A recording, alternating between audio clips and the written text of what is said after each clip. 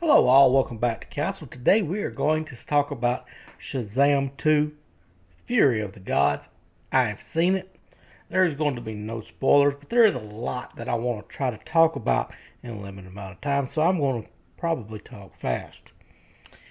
That being said, I walked into this show expecting the same thing I expected for Dungeons and Dragons, complete train wreck, and I was actually surprised to see that the movie really isn't that bad.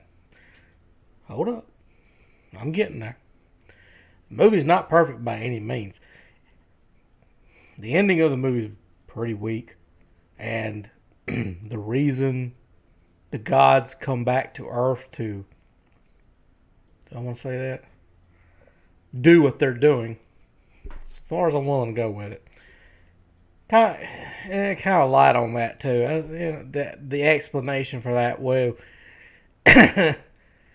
basically, we just felt like it.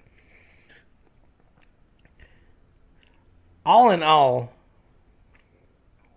I would probably give this movie a 6 out of 10. I mean, it's not great. It ain't, to me, it's at the very least as good as Black Adam. You know, would I recommend seeing it? Yeah, it'll be on Max probably in a couple more weeks with the money it's making. Because it is, ooh, there was like 15 people maybe in the theater, and it was prime time. That theater should have been packed, and he was.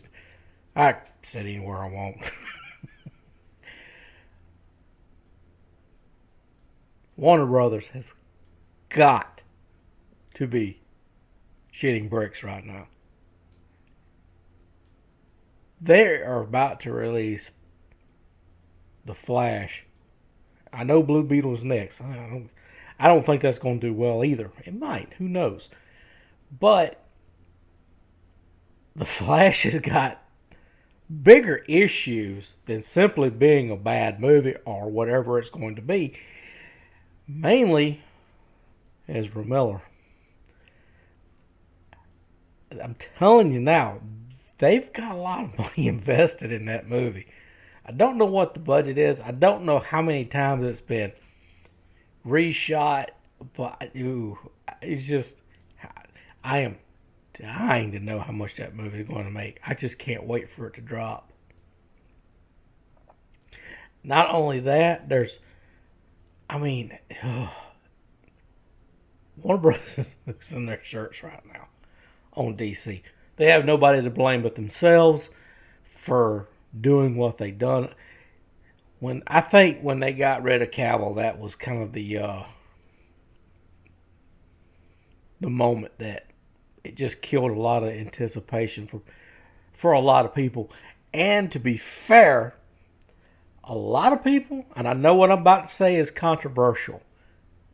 We're not talking about nerds here, people. We're talking about your average, everyday. Just they get up, go to work, come home, and and they just watch what is popular, for lack of a better term. We're just talking about your average Joe Schmo and his family.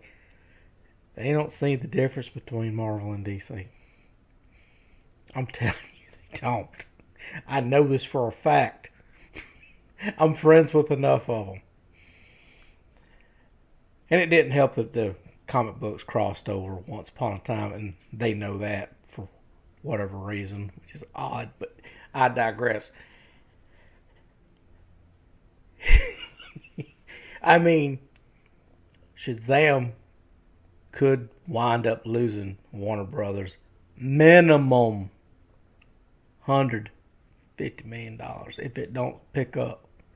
I mean, it's done nothing at the box office, and I don't. I mean, the movie to me better than it. It didn't deserve to just absolutely crash and burn like it has.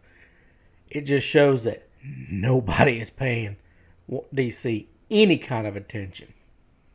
And like I said, Warner Brothers ain't got nobody to blame but themselves. This just goes to show how much of a Monty.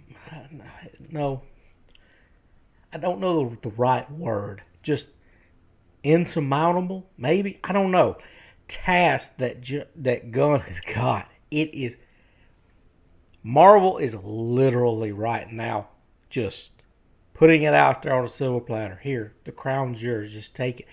All DC has to do is just make good, at the very least, make good movies. They ain't got to be great. They ain't got to be $1 billion blockbusters. They just need to be a good movie.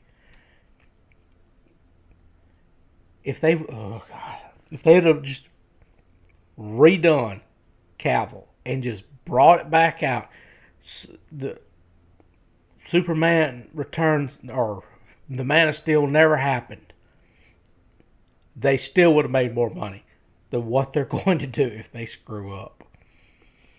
And that's all I've got to say about it. What are your thoughts on it? Put it down in the comments. Let's get this started. I will see you guys next video.